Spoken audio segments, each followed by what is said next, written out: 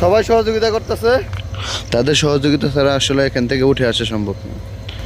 লাইনের দুই পাশে বালি না থাকায় তাই ছোটো ছোটো পাথর দেওয়া হচ্ছে ট্রেনটিকে উঠিয়ে আনার জন্য। পাথরগুলো গলে গলে বালির মতো হবে, তাই তাহলে ট্রেনটা একটু শক্তি পাবে। প্রায় সময় এখানে ট্রেনগুলো আটকে যায়। গাড়ির থেকে যাত্রীরা ঠিকই নেমে আসছে, কিন্তু কোনো অ্যাটেন্ডেন্স এখনও আসে নাই। তাদের সহযোগিতা আমাদের কাম্য ছিল।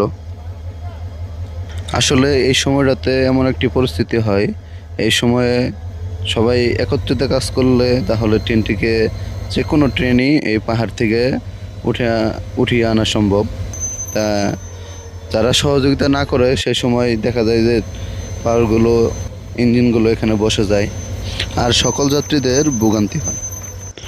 ভাই পাথরগুলো লাইনের মাঝখান থেকে দেন না, পাথরগুলো সাইডে থেকে দেন, আর লাইনের মাঝখানে দাঁড়ান না, সাইডে থেকে দেন। কারণ ট্রেন তো আগাচ্ছে, আস্তে আস্তে আগাচ্ছে, পরে তো ব্যথা পাবেন।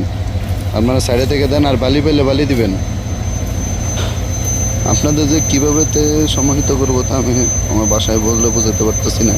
আপনারা না থাকলে আজকে হয়তো বা এখান থেকে ট্রেনটি উঠিয়ে আনা সম্ভব হতো না, কারণ আমি আজকে একটু অসুস্থ ছিলাম। তা আমার পক্ষে একার পক্ষে সম্ভব না। মাঝখান থেকে সরু সরু পাথর দেন, মাঝখান থেকে সরু সরু পাথর দেন। ট্রেন তো আস্তে আস্তে আগাচ্ছে, আপনারা মাঝখান থেকে সরু সরু পাথর দেন। আপনাদেরকে অসংখ্য ধন্যবাদ। আপনারা যে এই অবস্থায় আমাদের সহযোগিতা করতে আসছেন, এটা কেউ করে না ভাই। আপনাদের অসংখ্য ধন্যবাদ।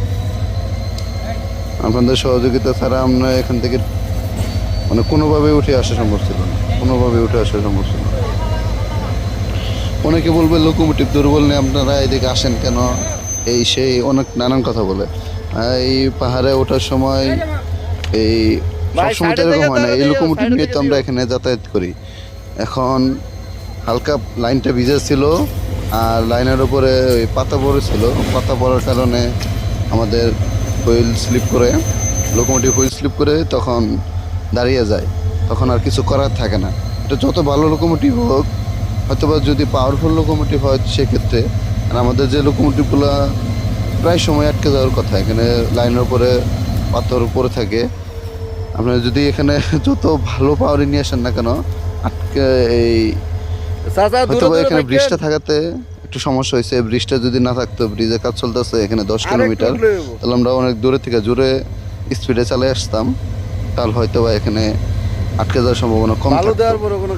এখন প্রায় ট্রেনই এখানে আটকে যাচ্ছে, এটা বিভ্রান্তি হওয়ার কিছু নেই। আপনারা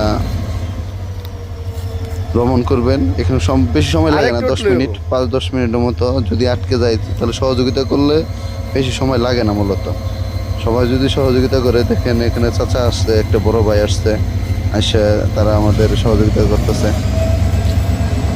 তাদের সহযোগিতায় এখান থেকে উঠে আসতেছে ট্রেনটা। আমি তো এখান থেকে উঠে আসা একদমই সম্ভব ছিল না।